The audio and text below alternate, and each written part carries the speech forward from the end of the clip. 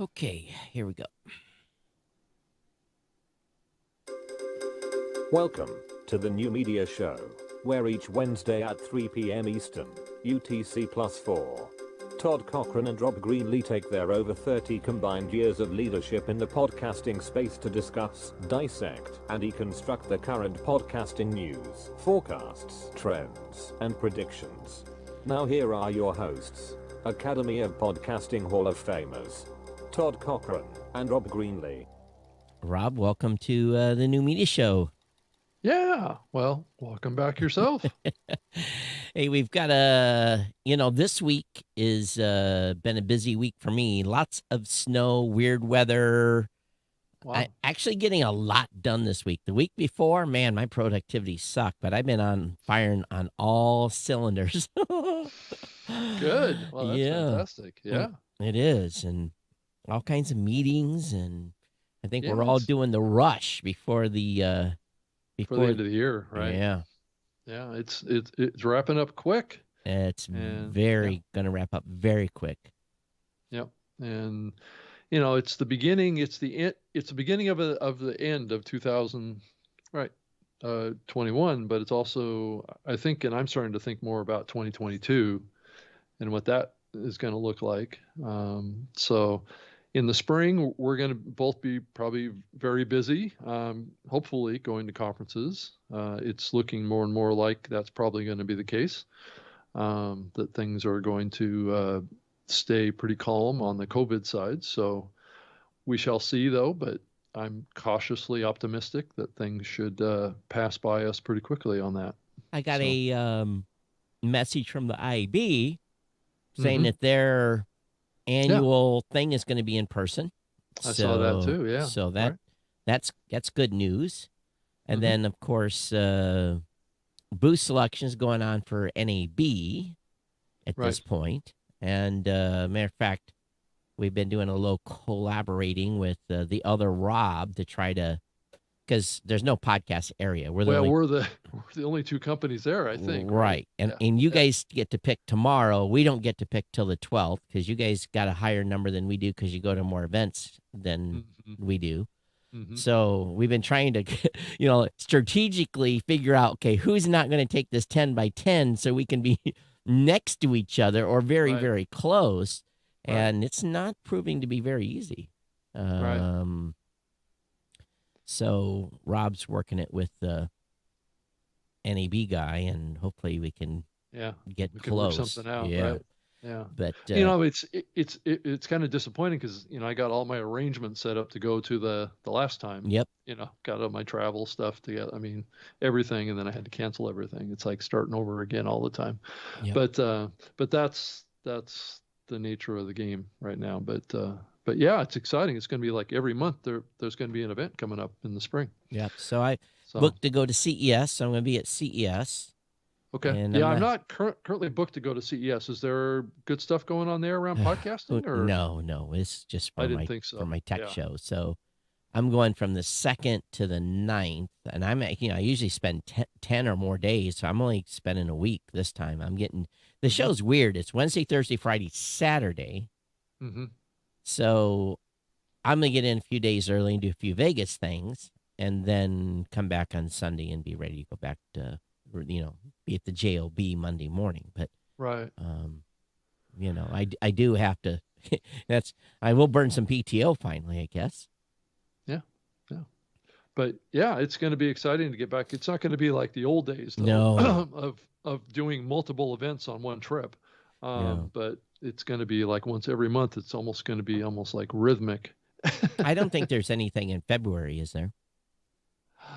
Um, I don't think we get started until NAB, and then it's. I think, yeah. Well, when is Podfest? I think Podfest. Oh, that's late. Oh, is that later? Is that in like May? I'm trying to remember. Let me I think see that's here. in May. Yeah, I it's think in that's May. Yeah. Right. I think that's in May. Yes. Yeah, so I think you're right. I think April's the first stab at it. And then And then it's punch bang, it. bang, bang after that. Right. Right. But the question is, will they come? They will have, but will they come? That is Will the question. people attend? That is Right. a huge question. Yep. I think. I think we're going to just I'm going to opt to go very small at NAB, Right. and we will probably go very small for LA. I Mhm. can I'm debating even if I'm going to take 2 people. I might take just me, Yeah.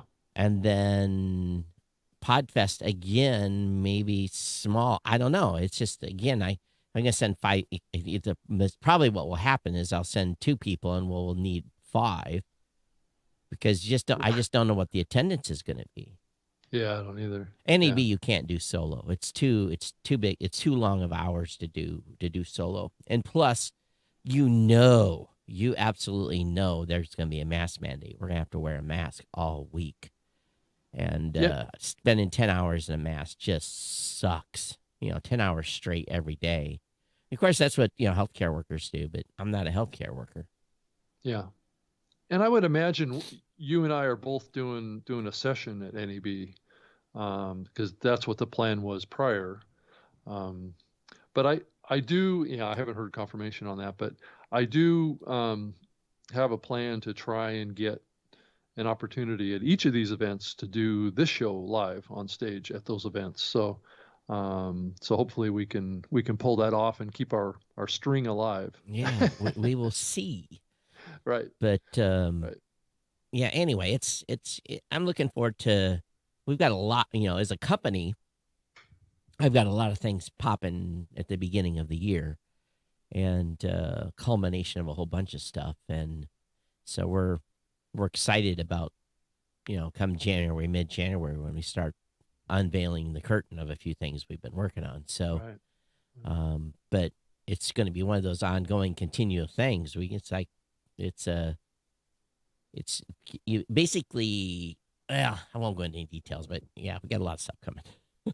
Yeah. If I even hint, I'm going to be crucified. So You can't even tease. no, can't Right. even tease.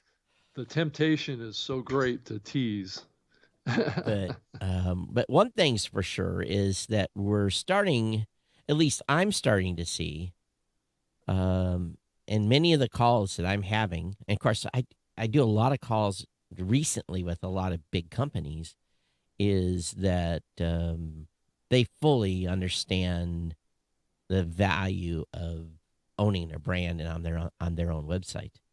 They don't Mhm. want their content being split 3 ways to Sunday, and so it's. In matter of fact, one company had a whole bunch of shows everywhere. Each division had different hosts and everything, so they're consolidating. Companies are getting organized now and bringing all the shows, and big Mhm. Fortune 500 companies are bringing the 10 or 15 shows that each company may have, and making sure that they're all under Mhm. whoever's hosting platform, ours, yours, whoever. They consolidate them Mhm. and get control of that process. So on the corporate side, that's a good thing. But I think we're going to start seeing continued growth of networks too. The networks continue to pop up everywhere. You almost anyone now that really wants to grow probably should be part of a network if they can Yeah. find one that doesn't make them sign their life away. Yeah, I agree with that. And I've been doing a lot of thinking, and I think we started talking about this in last week's episode, but starting to think about what's coming, what's the next thing, what's the evolution in the medium heading towards right now. And I think the more I think about it, I'm starting to write some articles about this stuff too. So I'm going to be putting out some articles here in the next week or two, talking about some of this stuff. But just the professionalization of the medium is just really, it seems like it's picking up steam. I don't know if you think about that, Todd, especially given what we're seeing in the overall number of podcasts, which is like 4.4 million, and how many of them are actually active. Well, it doesn't change It, very much. well, yeah, and it's like, what does that mean? And then how so many podcasters are screaming for marketing and building audience and monetization and all this stuff. Some of these things kind of are showing signs of things that are kind of changing in the industry. And Some of them are worrying signs, as you think about how many shows that have stopped producing, over 4 million that have essentially stopped. What does that mean about where we are? Does it mean that we're just not going to grow as fast going forward as far as new shows, or are we reshuffling the type of shows that are being created now? Are they shows that are being produced by people that are more serious, ones that have to approach this with more resources, right? More people, whatever that might be. I just wonder, Todd, I don't know if you're thinking about this stuff too. Well, I think what you I mean, have is a small segment of shows. right. Let's say 5,000 shows. That's a big number. Yeah. That's it's a lot being of shows. generous. 5,000 that are under some sort of umbrella. Right. And Of a big network or, yeah. But or again, I have think a maybe team. even that Right. number is big. Maybe it's only 3,000. That'd be interesting work for someone to see how many shows are underneath big umbrellas. Right. But, I'm looking here at the Podcast Index, and 395,000 shows have produced an episode in the last 60 days, 452,000 in the last 90 days. But we also have to understand that, and let me bring this screen up so those of you who are watching, 4,461,202 shows. Okay, Right. 2 to 2.5 million of those, or maybe 2 million of those, are dead anchor shows.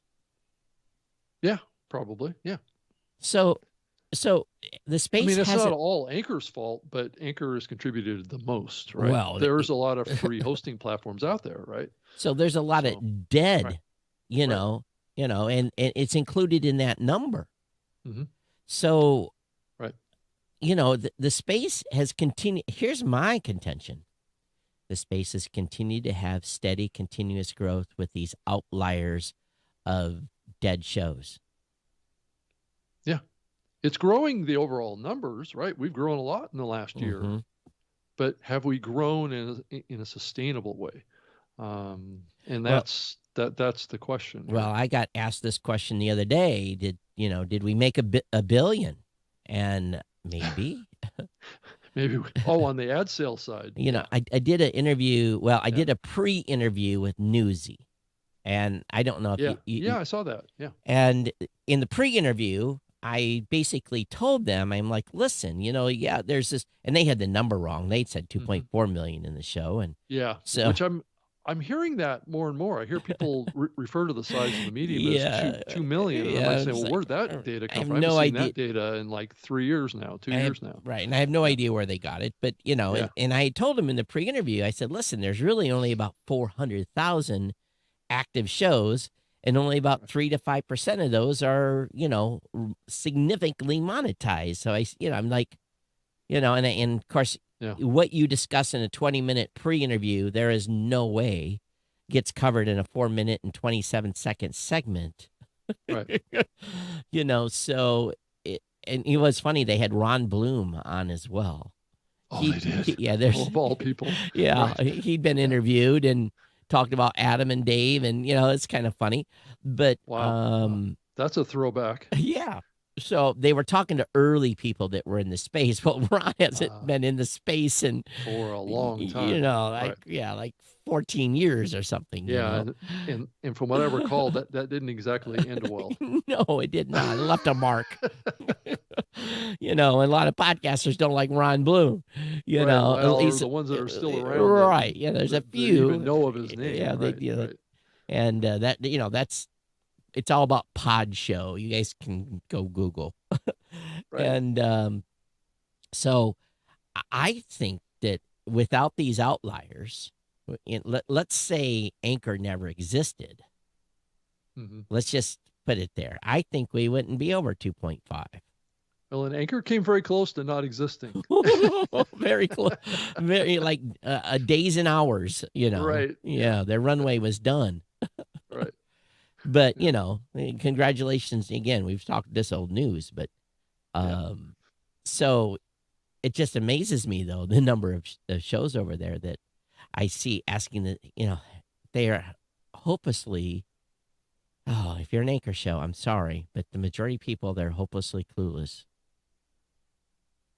And Yeah. Wow. not That's what it is, all, a Todd. It's what it percentage, a is. Right. percentage, a percentage. Yeah. And then these claims are out that it's, again, we're starting to see stuff where quote unquote Spotify's number one. And I'm just like, so I saw you guys came out with your list. So we're going to come out with a list. We're going to unveil the skirt and we're going to show our list sometime next week. And it's just like, we see actuals. If you're a small network and you have great success on Spotify, well, you are an outlier. Right. Good for you. Yeah. And if you have good success as a show, great, but Yeah. it should bring into question if they are doing well over there, is it because they're not promoting other places? Is it because their hosts are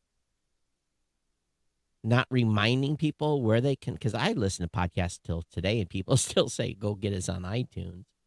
Right. And I'm like, oh, Yeah, I think it is a little bit of I think we've talked about this many times, but I think it is a demographic orientation, right? I think we have seen since Spotify's really jumped into the space, we've seen a fast growth in the younger, listeners yep, in the younger end of the demographic sure, spectrum. sure. And I think that's probably where that's coming from. But they tend to be not as heavily podcast consumers. No. Right.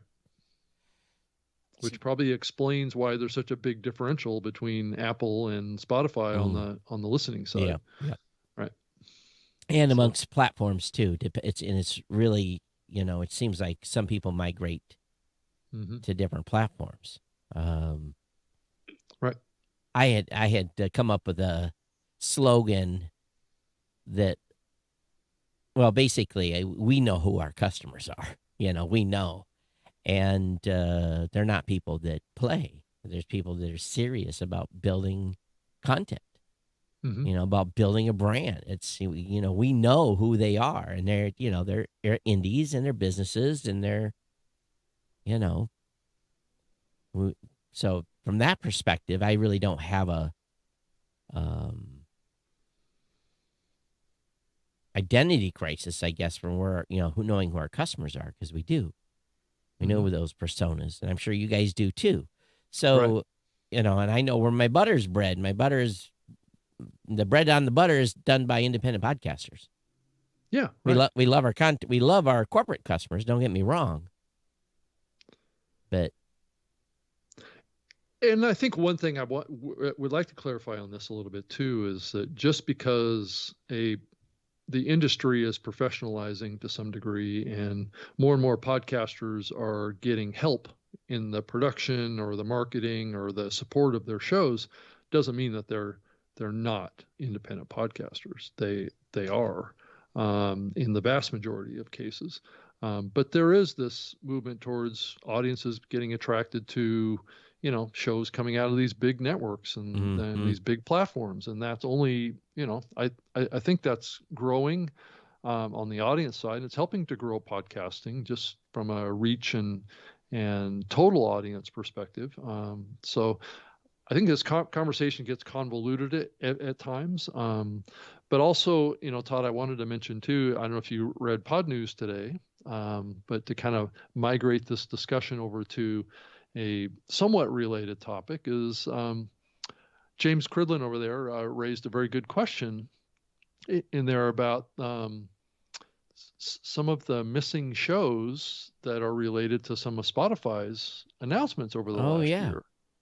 I don't know if you saw that or not, but I thought, that's an interesting coincidence around, from the convergence of these issues around being a part of a network or being a part of a big platform and getting some marketing assistance around that.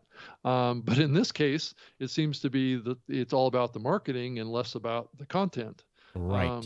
And that's what's a little bit worrisome about this, right? It's a little bit of smoke and mirrors, huh?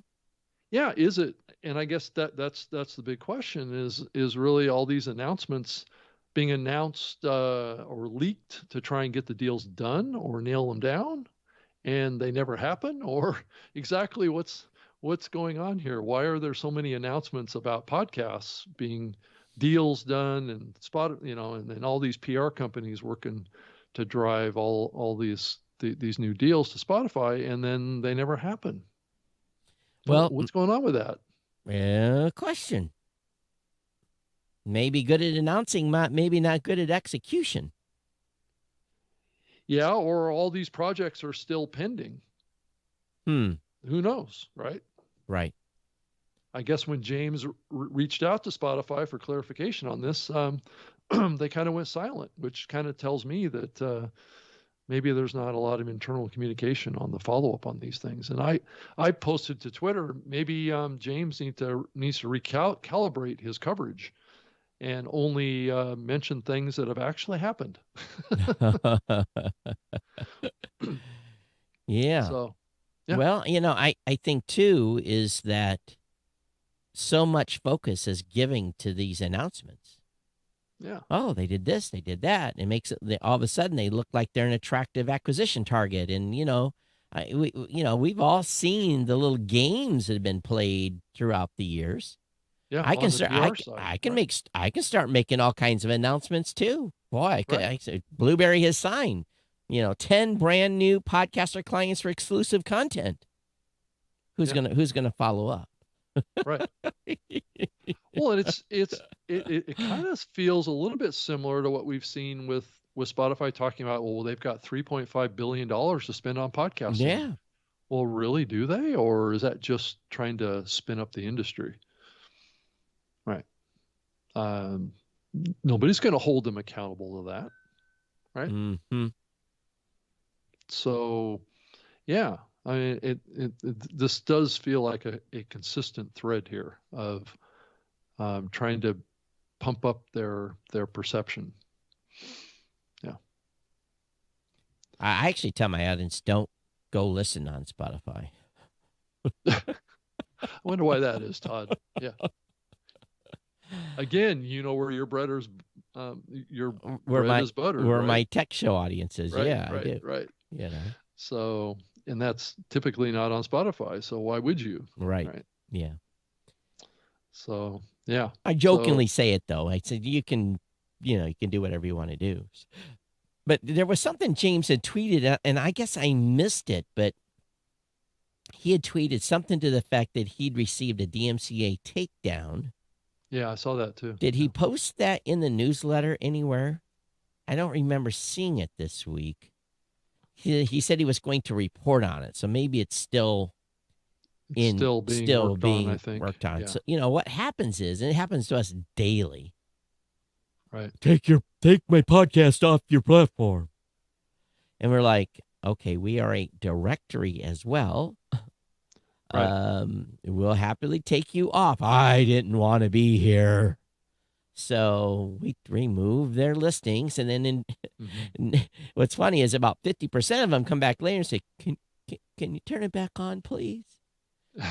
So it's like they get an education. They don't understand that RSS is real simple syndication. It's open and can be pulled from anywhere. Right. So I had explained that to a corporate client. They're like, well, we want to be limited to here and here. I'm like, well, once your RSS feed is in the wild, I said, you can submit here and here, but there's no guarantee that it won't be picked up other places. And they're like, well, we don't agree with their terms of service. I'm like, well, your show may still show up there. It's just like, you'll have to ask them to take it off. Even if you submit it, if you don't submit it, it may still show up because some people are auto-adding shows. Right. Right. Yeah, that's true. So I guess there was a study that came out from Signal Hill Insights and Cumulus Media. It's the podcast download fall 2021 report. And this is directly from Pod News. So if you wanted to read more about this, it says that Spotify is the platform people say they use the most, beating Apple and YouTube. It's an interesting combination there. Newer podcast listeners are likely to be women. the research says, and 2 out of 5 weekly podcast listeners no longer have a cable TV subscription. So they're kind of combining a lot of stuff together there. But I don't know what that means. 18 to 35-year-olds do not have cable TV subscriptions. Right. My kids don't. None of them do. They do have Netflix, Hulu, Right. whatever else they have 4 or 5 or 6 of the other ones. Yeah, I think it's funny. It doesn't say in here that Spotify is the platform that people use most to listen to podcasts. I guess it's implied, but what does most in this context mean is the question, right? Yeah. How many times are they listening to content over there, or what it is? But yeah, it's interesting how all this research is coming out and is always touting about how big Spotify is. Mm-hmm. We should go on a Spotify talking ban for a week or two. But yeah. Well, they seem to get a lot of coverage in Pod News, that's for sure. Well, and in other places out there. Yep. It seems like I don't know why everyone's so down on everybody else. I guess maybe those other people out there aren't putting out as many press releases. PR announcements, I guess. So get with it, Todd. But and we will too. They call it the podcast download report, but it's really not a download report because it's a radio. It's a user survey stuff. So it should be podcast user survey report, not download report. It's very deceiving in its title. Right. Yeah. So it's interesting. Yeah, but it does follow some things that we already knew. Podcast content preferences differ significantly by gender. Of the top 5 most listened to podcast genres among men and women, there are just 2 types of podcast: comedy and news/current events. In common, among men, the top 5 genres are sports, tech, business. Among women, the top are storytelling, drama, true crime, entertainment, pop culture, and education. Mm-hmm. So not surprised there at all on the ladies' choices. Yeah. So. Yeah, Todd, I saw that the Asia Podcast Festival 2021 is actually, I guess it's happening right now, or it just happened. Yeah, I'm not sure. I think it happened. Let's say it said it took place. Held November 6th to December 3rd. So I guess it was a long, but I guess it was followed up with a 2-day conference in Asia. And I know that we don't talk a lot about Asia on this show, so I would like to in the new year, kind of, because there seems to be a lot of things starting to bubble up over there in that part of the world. What's interesting is the Philippines has always had a pretty good podcast presence, and largely because the majority of their population speak English as a second language. Right. And that makes Singapore would as well. Yeah. Because a large percentage of the population, it's either, Singapore is a melting pot, between Malay, Chinese, it runs everything, but the kind of like the business working is English there. So that's not said in Thailand. Thailand is not. Thailand doesn't have a high number of English speaking people. Neither does Vietnam. Mm-hmm. So I think it really depends on the country, and again, local languages local language podcasts are, I'm sure, doing okay, but in those countries. But I don't hear too many, at least they don't surface on my side, of too many podcasts that originate. If you look at the Asia region in general, do we know of any shows in Vietnam or Thailand and none that I'm aware of, and I'm sure someone knows. But in Japan, culturally, podcasts are not that big either. So, yeah, that's interesting. Yeah, there's a lot of people there. So Yeah, there's a lot of room to grow. a lot of room. So maybe we can get someone that was involved in that to. Well, we've had Norman Cella on this show Yeah, I before. wonder if he was involved with that. Yeah, yeah. He was a speaker at it, and so was James Cridlin. Yep. He was a speaker at it as well. Yeah, I'm looking at their list of speakers. There's a lot of folks out of Asia, which is good that they access local people on that. Yeah, it was a good. It was But a they said good selection they of said had speakers. 1,000 people. Yeah, it was So a good selection was of it in speakers. was it in it was oh it was virtually. Well, yeah, And a follow-on 2-day conference. I wonder how many people attended the 2-day conference. yeah, That would be the number I'd like to see. right.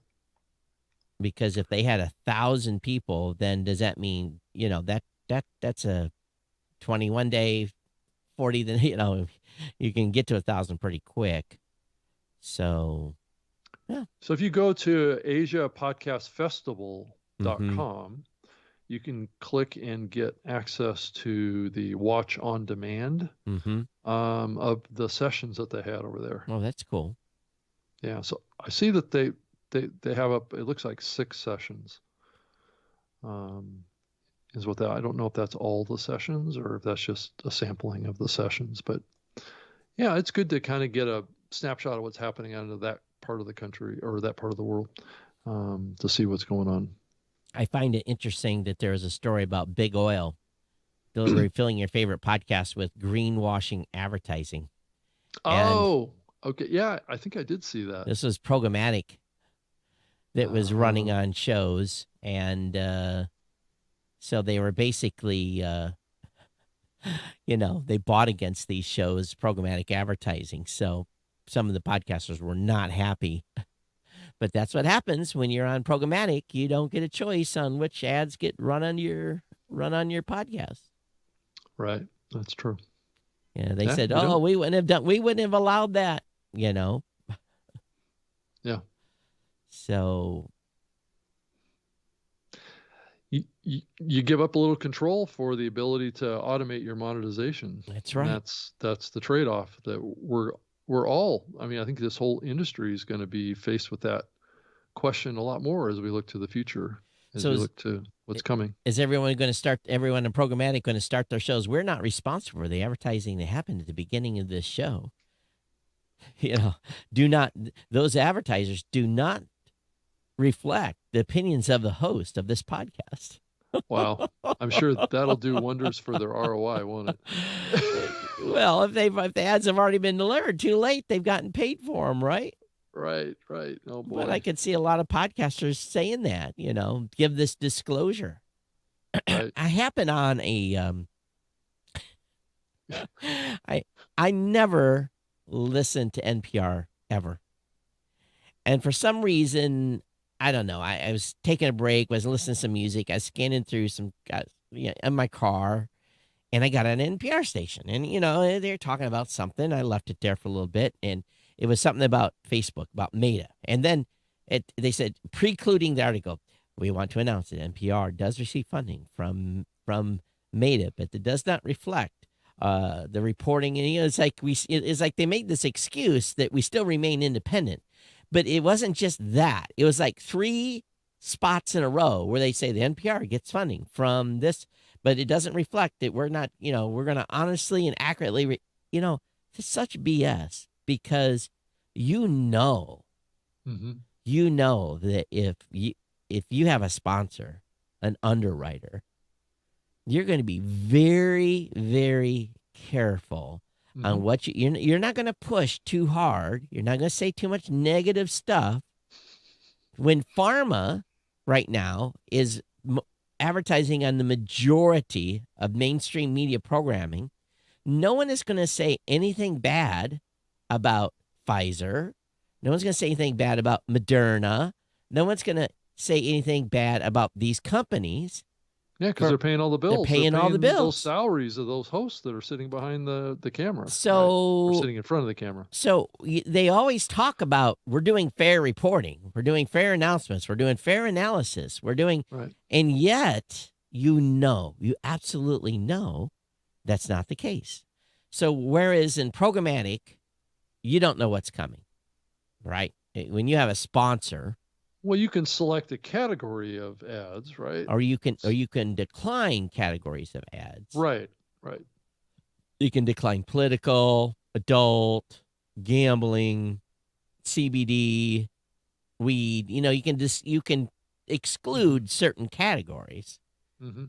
But still, if the advertiser classifies it one way and it gets in there, so technically you could, as a podcaster, run full blast on any article because you're recording your show going full blast on whoever you're going full blast on. Let's say you picked you have a target company that you're pissed off about.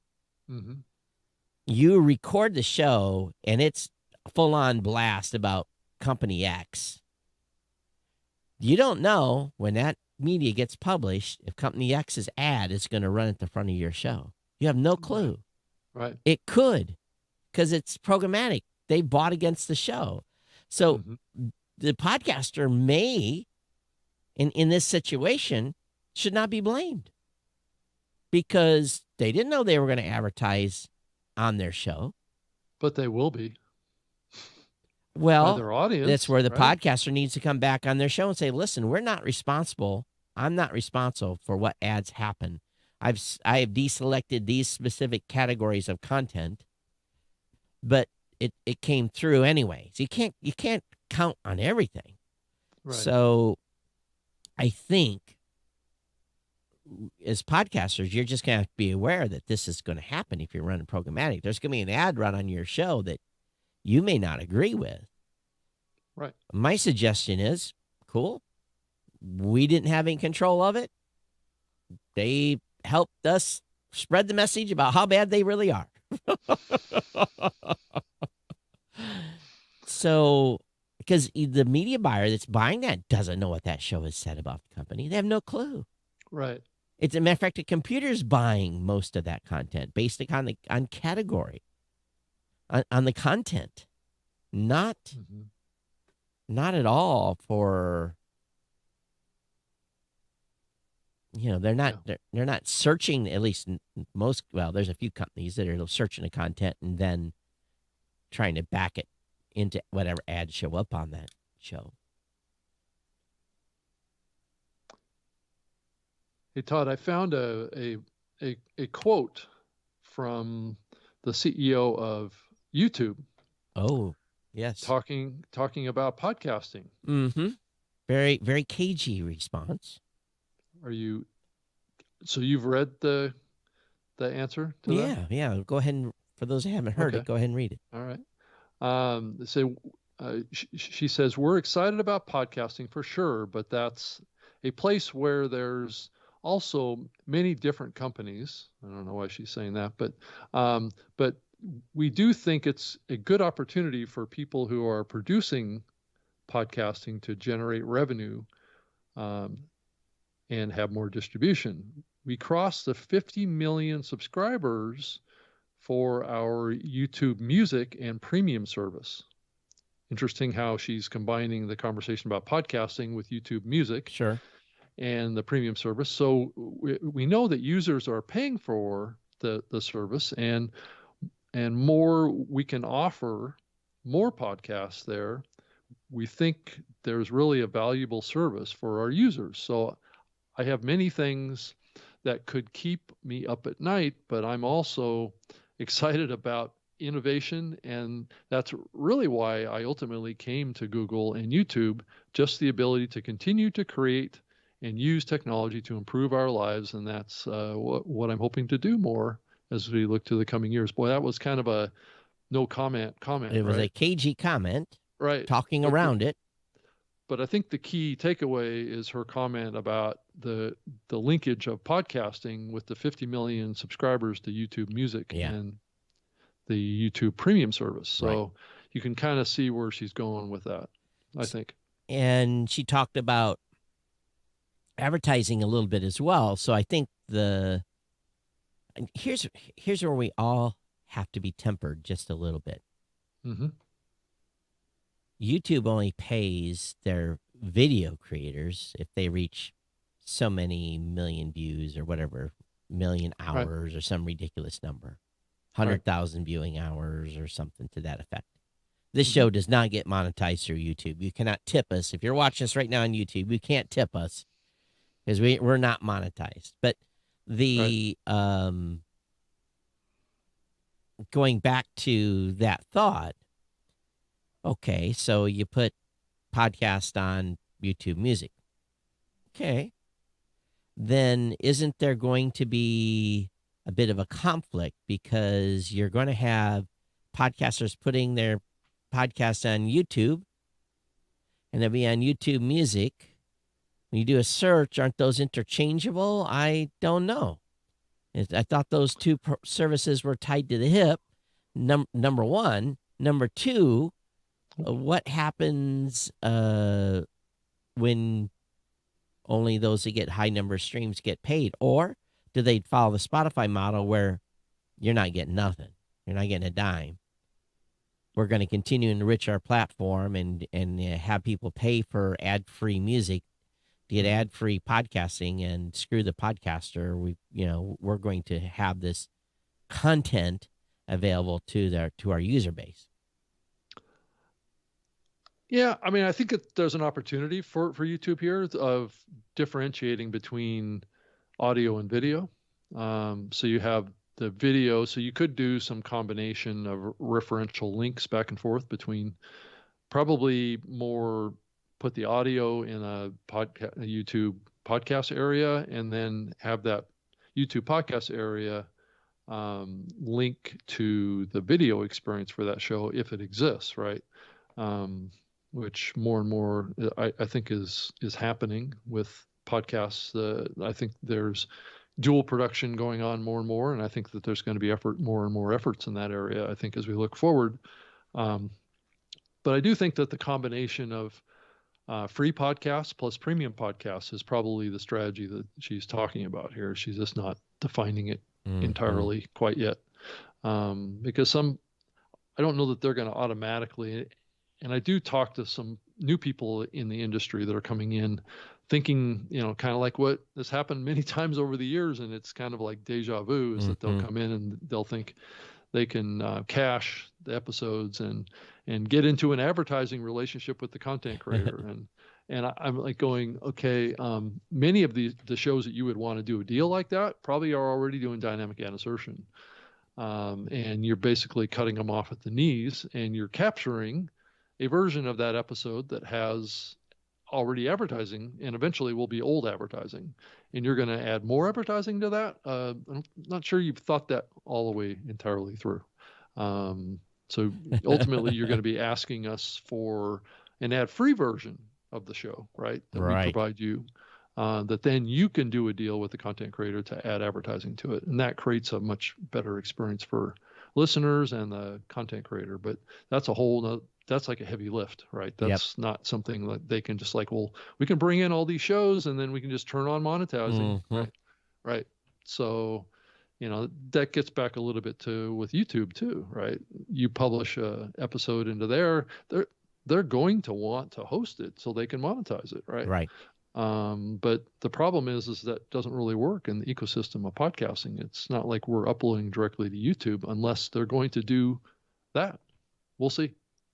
Yeah, I think that what will end up happening is it's going to be a mess, because you're going to have, their podcast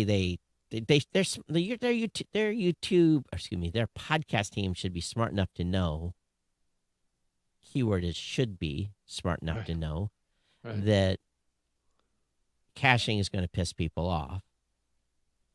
So if you don't cache and you're still dropping ads in front, then you could end up with, it could be ugly. Yeah. It could be real ugly. Yeah, and it's not the best way to drive revenue for YouTube either, doing that way, right? Yeah, because people stop listening. Right. It just turns into junk audio at that point. Yeah. I mean, I think it's already pretty disruptive how YouTube does their advertising, even on the video side, Hmm.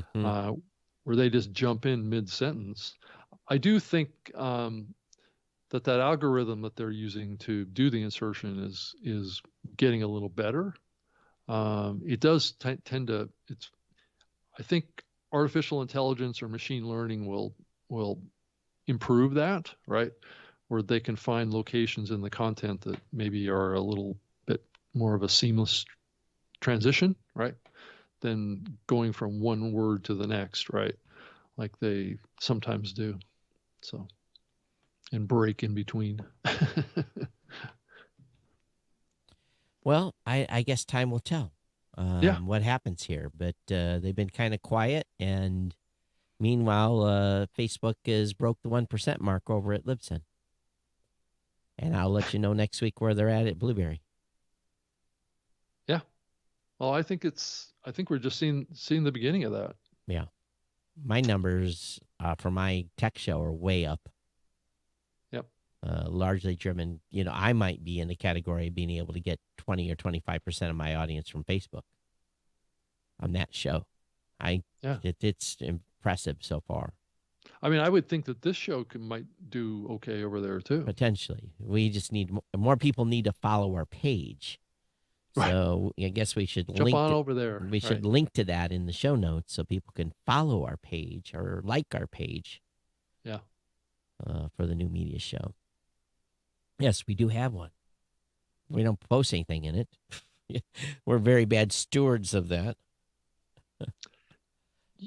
Yeah, Todd, I have noticed, and this has nothing to do with what you have or have not done. I've noticed, and this is more of a reflection of some of the alternative listening platforms that are out there for podcasts that are not picking up changes to metadata in feeds. I think that's still going on. Wow. Because I've seen a couple of platforms that are still showing me in the description in this show is still working for Spreaker. That's crazy. So, I think that there's still, some shoring up that needs to happen around platforms updating the metadata, artwork, whether it be descriptions, things like that too. So yeah, I'm trying to look and see how many people we actually have. Does it tell me how many people? 492 people follow our page on Facebook. 448 like this. So here's your opportunity to go over there and go ahead and like the page. Just search for New Media Show on Facebook and get her done.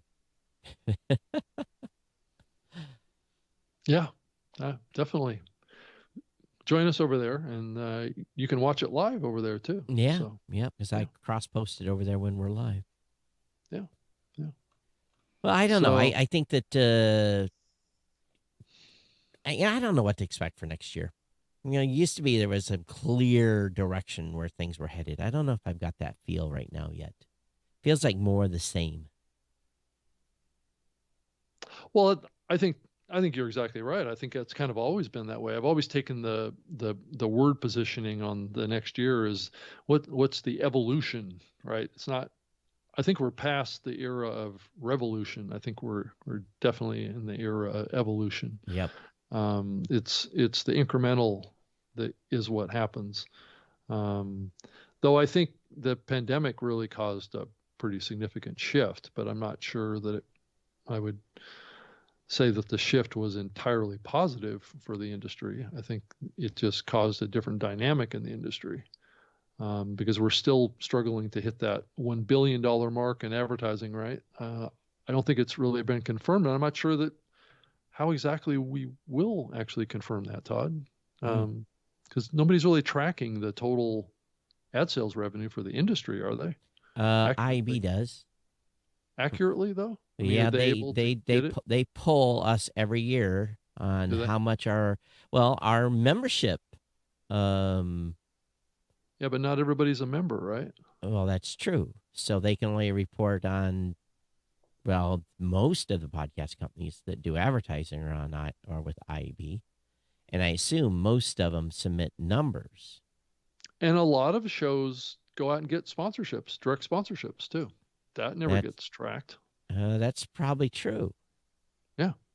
Yeah. So I don't. Again, the IB has a report. I don't know if they extrapolate that on any further or not. I don't know. It'd be interesting to have the IAB folks on again. Oh, I did briefly talk to Marco Arment Oh, from Overcast, and he said he's game for coming on sometime in January. So maybe we can get an update from Marco. It'd be great to hear from him. yeah, it'd be great to have him on. Yeah. So I'd love what? to get his thoughts on so what? stuff. Anything from your conversation with him? No, we really didn't go into too much detail. He's just really, really busy. Well, he's kind of a one-man show with Overcast, right? So he's trying to keep up with what's going on there. It seems like his advertising program seems to be working for many podcasters. So, it's an interesting kind of evolution that we could see happen more. People paying to promote their shows on listening platforms. Mm-hmm. I think we're seeing people do that on Facebook, and we're seeing it probably to some degree on Twitter and other places, but I don't think we've seen it that widely in the listening apps. But maybe that's another way for listening apps to generate some revenue for themselves, to pay for development. Mm-hmm. Because he doesn't it's not like he has reoccurring. He's dependent upon new people paying for the app. Yeah, I think he tried that model, right? The paid premium model, and I think he abandoned it. Yeah. Yeah. So here's a newbie question. And it goes back to show you exactly where people's heads are, or how narrow and how brainwashed they become. I was wondering, if my podcast only played on Spotify, how big would it be? How big would it be possible for it to become? I'd like to have music in it on some shows, but I can't figure out if I play small clips, like 15 seconds, if it would be fair use, or would it only be available on Spotify because of the music clips? And of course, it goes into, long commentary. And it is kind of funny that, people think that you have new podcasters that think they should only be on Spotify. It's really a narrow, and where he's hosting at. Well, it's so unfortunate because it's kind of naive to how the distribution model works in podcasting, from the standpoint of where's all the listeners coming from, or where's all the downloads coming from? It's not coming from Spotify on a huge degree. So it's the same thing that we've been talking about, Todd, off and on for a long time, about how much audience did Joe Rogan actually lose when he did that deal? Right. I don't think anybody really knows, but I think there was an article that came out from Ashley Carmen, who was a guest on this show at one point, talking about Joe Rogan's podcast. I guess she talked to an analyst from Media Matters, talking about, I guess that analyst had listened to all the episodes and did an analysis on the show, right? And didn't really dig into this whole topic of the growth of audience. All right. First of all, hold on before you start this. Right. My opinion is that individual had an agenda. Oh, I'm sure. Yeah. No, I wasn't even going to go there, Todd. I wasn't going to talk about the political orientation of this. This topic. I was mainly because he definitely had an opinion on. Oh yeah. On that side of things. And whether or not it's true or not is subjective to one's position. Mm-hmm. So it really gets back to, just like what you were saying about being on Spotify or being on the open platforms, right? Being across the ecosystem of podcasting. Is it better? And are we going to see a revolving door? Is a year from now, Joe Rogan going to say, oops, I've had enough of Spotify. Time to go back open again. What's that going to do to his audience? Did he only have a 2-year deal? I don't think anybody knows. I think it's a private deal. But I think I would have a hard time thinking that Joe would have done anything much beyond a 3-year deal. Yeah. How about you? I'm going to guess 2. Yeah, which means that he may be up in this next year. Right. But also, the analysis from this Media Matters person came back saying that he didn't think that Spotify had done much censoring of Joe. Well, good. But maybe I would take a little bit of exception to that, though, just based on his migration. I'm not sure that the Media Matters guy really understood the context of the move, right? Right. Because when he did move, I think Spotify filtered out like, I don't know, what was it, like 80 episodes or something like that? Some large amount of episodes that they felt uncomfortable moving. So Joe lost some of his archives in that transition. So it does make you, wonder on that a little bit. Makes you go, Yeah. Well, it's someone that wants him to be censored at every turn. Right. And I think him pointing out that he wasn't censored, it also points out the fact that maybe Spotify should censor him. Right. No, they shouldn't. I know, but he's saying that by pointing it out, right? Right. Is that he was this and he said this and he said that, and It's Spotify a person didn't do anything about it. It's a person that obviously doesn't understand the podcasting space. Yeah. Right. You can say what you want. Now, you might catch a lot of flack for it. Yeah. There's always consequences for whatever you say. That's right. Hasn't slowed Mr. Big Mouth. What's his name? Which one? Oh, the one that got kicked off. They got kicked off of everything. Alex Jones. Alex Jones, right? It hasn't stopped. He hasn't stopped him. Going. Yeah, still got a podcast. Right. And he's still screaming in the mic. Well, he has a network of shows too. He's got other people creating shows on his network that aren't him, but right. And that reporter was pissed that he was talking with Alex Jones. So it's just like, right. Turn it off. Right. You don't like it? Go to a different podcast. Go to a different channel. Go to a different stream. Yeah. I mean, that's been the case even on commercial radio. So right. There's I remember when I used to listen to talk radio years and years. I mean, like 20 years ago. And they would have someone would come on, would be a stupid guest, not a guest or stupid caller, and they would start saying something dumb, and I would just instantly change the channel. I didn't want to listen to stupid, So it's. I think listeners are smart enough to go, is this really what I want to listen to? Right. It's entertainment, and. Well, that's a good point, Todd. If you really think about it, has news become entertainment? Well, the mainstream news is no. It's an extension of some political parties.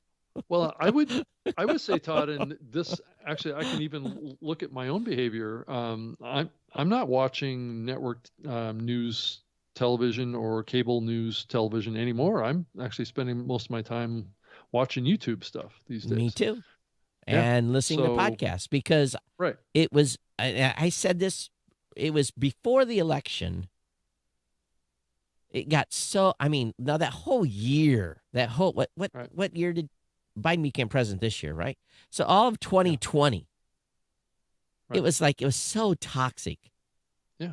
And it was actually, anytime I had the news on, it was like my apprehension. I was at the office just working and I'd be like, hear something, and my apprehension level was going up. And I said, I gotta turn this off. This is bad for me. So I turned off mainstream news for probably, it's almost 2 years now. I've very, very, very little. You only take 5 minutes to catch up for 3 months on news. You just turn it on and you get 5 minutes. You get 3 months worth of news in 5 minutes because they talk about the same thing for months and months and months. So it only takes 5 minutes. It's no wonder people are going Yeah, to that's YouTube true. and Facebook and going on, listen to podcasts and listen to music. They don't want to listen to, I don't know how it's just, sorry. It's just the way it is. They don't report. It's Right. it's either an extension of the Democratic Party or extension of the Republican Party. One of the two. That's how mainstream news is. Right. That's all they are. Well, and I think we've started to see those networks kind of melt down a little bit. Really, I think they're losing viewers. Good. Their scandals are starting to take over some of the big anchors. Yeah. More and more. Of course, I think that's been going on for many years But now. okay, so this is where I contend. All right, everyone said the gold standard, and this is going to date myself.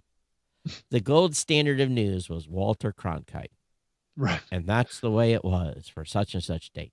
Now, was that the way it was when Walter Cronkite was on television? Was he reporting the news? Or was he doing the same thing that they do today, but we had no other resources to cross-check, compare it to right. compare, to talk about? What they said out of that bloob tube was considered gospel. They were professional journalists. They reported the news and left their opinion at home. Did they? Well, for some reason, Todd, I mean, I think also, well, that's true. Also, I believe back in those days, the news division was kept out of any kind of goals around profitability. Back in those days, I believe those were considered by those media companies to be kind of like serving in the public interest type. Yeah, of exactly. Kind of like what public radio is today, right? They're kind of non-commercial. They're very kind of community supporting type of organizations inside of these media companies. And I believe when they made the transition over to those organizations being part of the entertainment divisions of these big media companies, that's when you started to see the shift happen.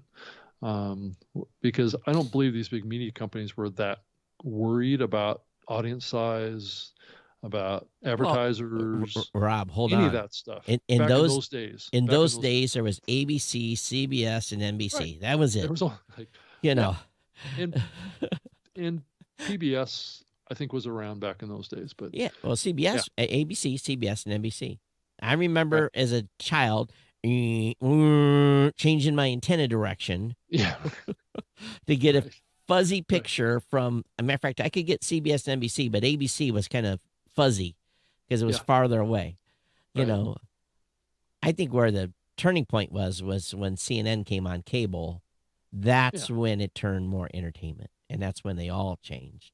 Well, they had to fill a lot more airtime. Yeah. Before, right? Before it was like 30 minutes every night. That's all they had to produce, right? Yep. Right.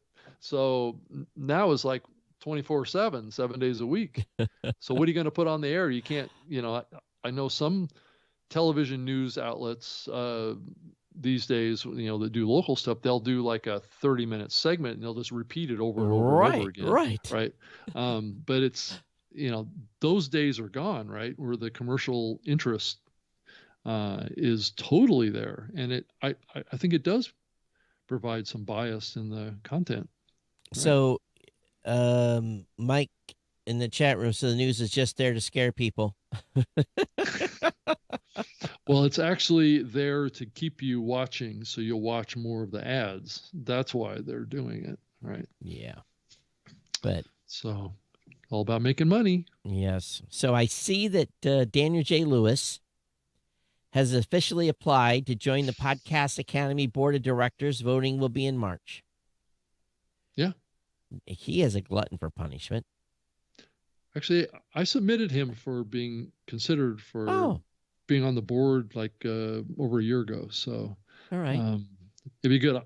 My stint on the board expires next year. Are you reapplying? Are you? I don't know yet. I haven't decided. I have an opinion. I have an opinion about the academy. Okay, let's have it. I think they're under. I know it's a money thing, but I think they're underserving the space from what their original goals were. Yeah, it's a It might be money driven. it's a complicated question, right, to answer because yeah, you're right. I mean, fundamentally, to do the kind of things that that organization wants to do, it takes money. Yep. And the issue is that guess who has the most money? It's the bigger companies, right? So that's who tends to sponsor things. That's who tends to have the resources to support an organization like that. And Todd, you've always said that to start something like this, or even something related to something like this, takes a lot of money. Takes a pile of money. Right. And so that's probably the biggest struggle that the organization has had is trying to keep, all parties, interested parties, happy with what they're doing, but yet at the same time having this ambition and this quality focus that they're on tends to gravitate the big companies to them because it has an alignment there of interests, right? And it's a struggle to keep the independent podcasters 100% in mind at all levels because it's so difficult to define what an independent podcaster is now. Because some of these independents have deals with the bigger networks. Right. So, it's tough. And I applaud Daniel for jumping over there. I'm not entirely sure that he knows what he's getting into, but I think that the board needs some people like Daniel on there to provide that kind of historical insight, like what I've been trying to do over there. I don't. Yeah. I think if he is elected.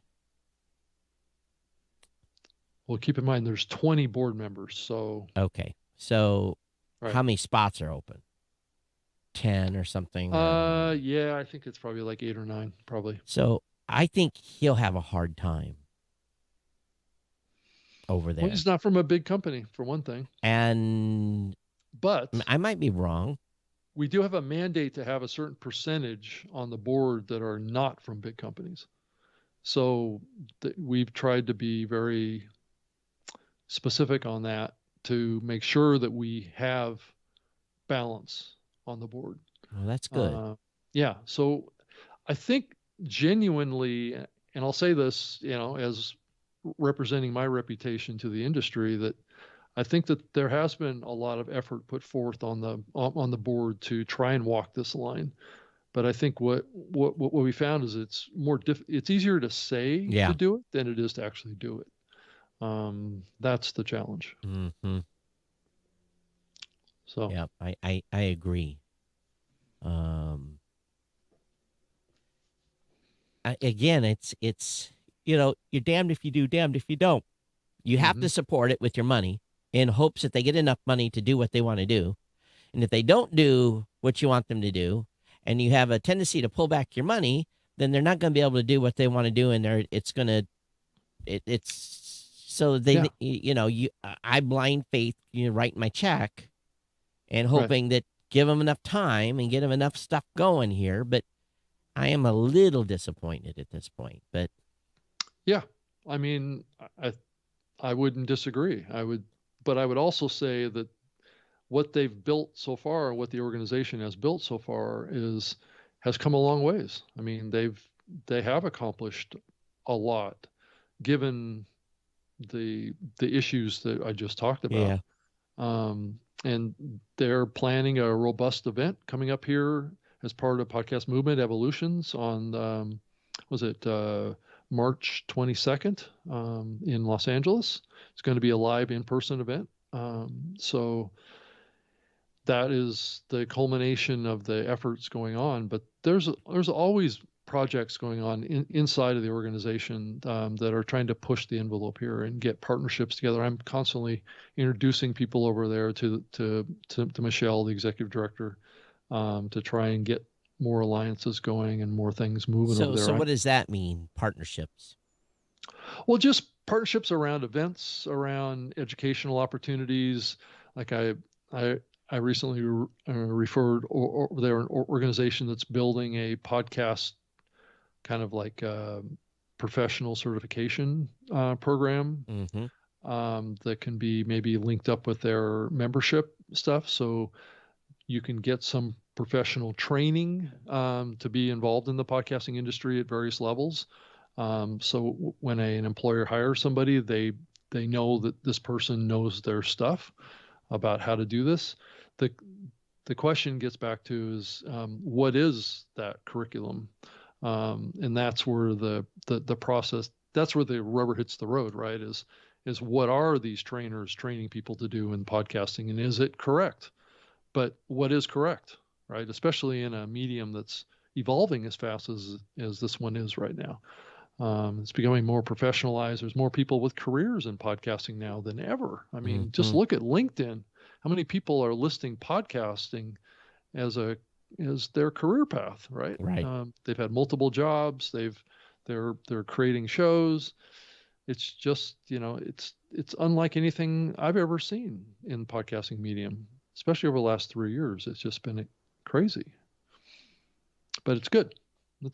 I think overall it's a good development in the medium to have more people looking at this medium as a place for a career. That's kind of how I looked at it 17 years ago. Well, I had no clue it was going to Right. go where it was going to go. I was just wanting to do a podcast and have fun. Yeah, well, and I think a lot of people still want to do that, but more and more, especially on the radio side, I've seen so many people also come out of Stitcher lately. I don't know if you've noticed that too, Todd. There's been a huge exodus out of Stitcher, and those people being hired into other podcasting companies here over the last few months. It's just been, there's constantly people shifting positions out there, and you can track it to some degree in Pod News. But I'm just seeing it happen like on LinkedIn, right? All the time. So yeah, I don't know if you've noticed that. Have you picked up that, Todd, too much yourself? I guess a little bit. Yeah. So I think that over time I don't know. I guess I lost my train of thought. Sorry. It's okay. That happens. It's I guess we'll see. We'll see what happens with the Academy and what they're doing, and hopefully they get, hopefully enough people continue to support it. They're able to do what they need to do. Yeah, I think they're always looking for folks to join, obviously. And from what I understand, we've had like 4 times the amount of entries in the Ambie Awards Oh, from what we had first year. So the submission side of shows has grown quite well. So don't have any complaints on that. well, that's good. So that's a bit of revenue by It is. submission. Yep. It is, and with that, the people who typically do that also join the organization too. So we are seeing kind of a steady growth of new people joining the organization, and I think where we're at right now is trying to get sponsors in for the Ambies Award. Right. I think there's still a few spots left on that side, so we can always improve on that kind of stuff too. So hopefully in the next year, the organization will be self-sustaining. So is the goal. Yeah, I just if you think about the categories, let's see, I'm looking through this. Jump to your favorite category. There's podcast here, best documentary, best interview, best comedy, best news, best sports, best true crime, best business, best fiction, best history, best nice science or tech, society, politics, entertainment, personal growth, wellness, best podcast host. Yep. Oh, really? Oh yeah. Huh. Oh, that's not like host. Okay, a host. Oh yeah. Actually, on the mic host. Oh, okay. That's interesting. Script writing, production, and sound, best original score, best performer in audio fiction. So, best science or tech.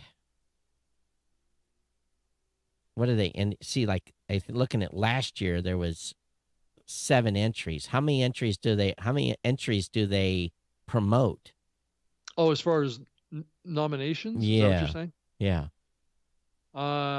Looks like 7. We've varied that a little bit between the different categories, but yeah, it's usually around 7. Yeah. And then how is that decided? Is that voted on by the membership, or how does that work? Well, the organization likes to use a term blue ribbon panel, Oh. which basically is people from the industry and members and those that, kind of raise their hand and say, I want to be part of that. Part of the process. Right. Hmm. So, and the members have access to do that too. I got you. Well, we'll see how it goes this year. If they've had just twice as many entries. Yeah. Actually, it's more than twice. It's actually almost 3 times as many. At 150 or 250 registration? Mm-hmm. Yep. Ouch. Yeah. And you get a discount in the membership by combining them together. So that's why we've seen an uptick in membership too. So. Yeah. So, is it already closed? I believe it closed. Yeah, like on the 3rd or the 4th. Right. Oh, the entry fee for members is $100 and non-members $175. Right. Oh, well, good. Yeah. So, yeah. So I don't know. Is there anything else that you can think of, Todd, that's going on in this space? It's kind of, we're in this doldrums of, time, everyone there's not going to be hardly any announcements between now and the new year. It's just going to be, people putting their head down and then getting ready to bug out for Christmas and New Year's. Right. And hopefully recharge. So when is CES? That's early January? So it's the official dates. I fly out on January 2nd. Oh, you do? Okay. Let me look here. Am I looking at the right year? Yes, January 2nd. And then the show is actually 5th, 6th, 7th, and 8th. So, which is Wednesday, Thursday, Friday, Saturday. But when I get there, Monday and Tuesday will be made up of press events and everything else. Big press days on the 4th. So I guess I'll just have Sunday and Monday to drink and go to shows or something. Who knows? But yeah, it's into a weekend this year, which is odd. So that means it'll be Ghost Town on Saturday. Yeah, that's true. Because everybody wants to get back home. Everyone will want to blast. And people that have to work will be there working. But yep.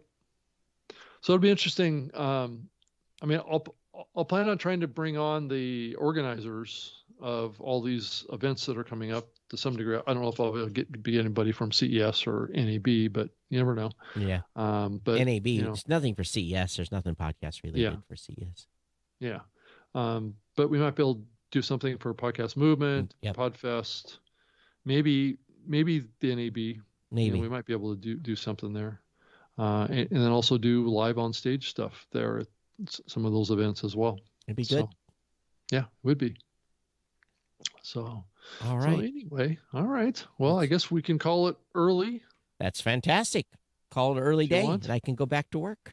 You go back to call it early on the show, right? Yeah. So anything that you're thinking that you want to do different with the new media shows? You lead into the new year? Anything? We're staying once a week. Around? We're not going back to 2 weeks, twice a week. I thought maybe you were going to be thinking three times a week. No. Okay. No. I'm just joking. Of course not. Nope. Actually, I want to get started going with my own podcast. I'm getting close. Oh, you're going to start another one? New one? Yep. It'll just be mostly audio, I think, at this point. I haven't decided if I want to go into video or not. Well, you're all set up for video. Yeah, I am. That may be later in the year. You just need to bring that wall that's behind you, or you need to slide your desk a little closer to that wall and put a bookshelf back there or something where you can stack stuff up. And you got to figure out how to not have that train blow through there at 4:00 in the afternoon. Well, I actually am going to be moving. Oh, you So, are. yeah. Oh, where? Any hints on where you're moving to? Just maybe about 40 minutes from here. Oh, So, yep. what city? Or do you want to say or not yet? In Connecticut. Oh, okay. So, yeah. All right. So, Well, yeah. good for you. I'm not So going I'll have anywhere. a different, I'll have a different setup here soon. When is that happening? Probably not till February. Oh, So, okay. All right. Awesome. just prior to the spring onslaught of events. Yeah. Just when you don't need to move and you're going to be busy moving. So, Yeah. Yeah. here's my advice. You pack it up, hire someone to carry the boxes. I'm definitely going to do that. Plus, I've already got it already, mostly locked down, and there's not going to be any train tracks. So That's good. it's quiet. No train tracks close to you because No, I'm sure not you at get all. that in the middle of the night too. Oh yeah, pretty much 24/7. Yeah, My God. That's funny. yeah. Yeah, that's what I hear out of the hotel in Vegas where I stay because I stay at where I stay in Vegas is close to the train tracks. So if I'm on the wrong side of the building, I hear them at 2:00 in the morning going through too. So Yeah. all right, It's not a good sound to be woken up to in the middle of the night. yeah. Well, you'd be supposed to become immune to it. You're not supposed to, you're supposed to sleep through it by now. Your brain's supposed to just kind of ignore it. Yeah, sometimes. You get one conductor that's pissed off and he blows all the way sometimes through. they come through with the roar, right? It's like I'm gonna wake the neighborhood up. They're laughing when they're doing Yeah, that too. that's right. That's right. They're saying, "Oh, I was blowing the horn for the drunk that was on the track." Right. Right. When there's nobody out anywhere at 4 a.m. Right. Yeah. Right. That's funny. All right, I'm Todd at blueberry.com at Geek News on Twitter. Rob? I'm on Twitter too at Rob Greenlee, and you can definitely, I post there quite a bit, and I'm on Facebook and Instagram and doing all sorts of stuff there too. So you can send me an email, robg@libsyn.com, if you want to reach out to me. Great to hear from you. And we occasionally hear from folks Yep.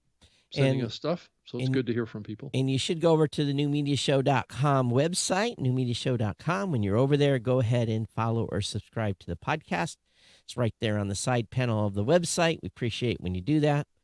But we'll be back here Wednesday at the same time, 3 p.m. Eastern live if you want to watch us live. Otherwise, the podcast gets put up usually 24 hours after the show. So, everyone, thanks for being here. We'll see you next time. Bye. Bye.